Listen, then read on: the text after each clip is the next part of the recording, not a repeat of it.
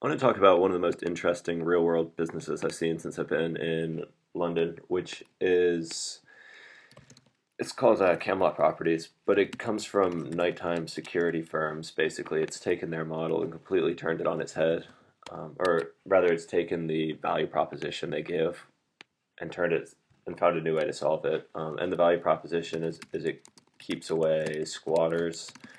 If you've got a big industrial building in a city that's crowded like London, as soon as it's empty, squatters will move in, and then it's a real chore to get them out.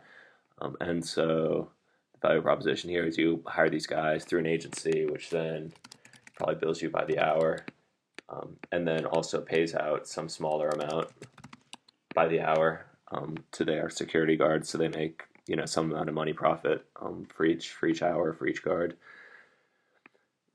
Nothing else is really strong about the model. They're easily replaceable by the substitute security firms. They don't have a good relationship. Like basically everything else about the model is outside of their control. So what Camelot Properties done is they've essentially said, okay, like we can do nighttime security. The core of this, it has nothing to do with actually having a beefy security guard there, and it has everything to do with keeping squatters away.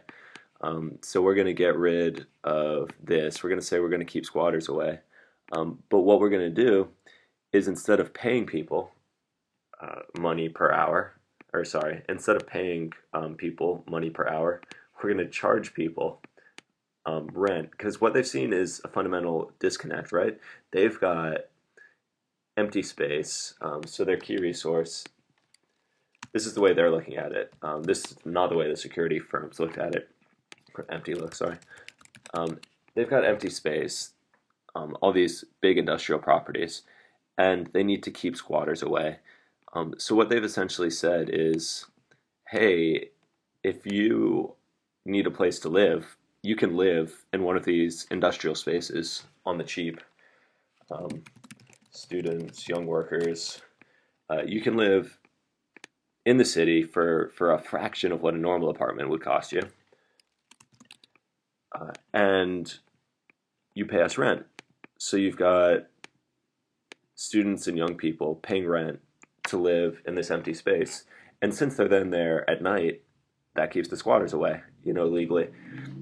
It's called protection by occupation, is what they call it. And then at the same time, they've got the owners of the property owners, who are paying money to have their place protected. So what they've done is so cool. Where they've realized that nighttime security was kind of irrelevant, even though that was the core of the entire product, like these security cards. They've realized that this empty space, which used to be a burden because you had to pay to support it, is actually exactly what these students and young professionals want. They want to live in sort of shady places, and they're okay fixing it up a bit and um, sticking around and calling the cops if anything weird happens. And then you've got these property owners. So you can charge the property owners less money because you're also making additional money through the rent. And you can charge the students much less than they would pay elsewhere because you're being subsidized by the property owners. So you've got this really mutually beneficial system that still does what it's meant to do, which is keep away squatters.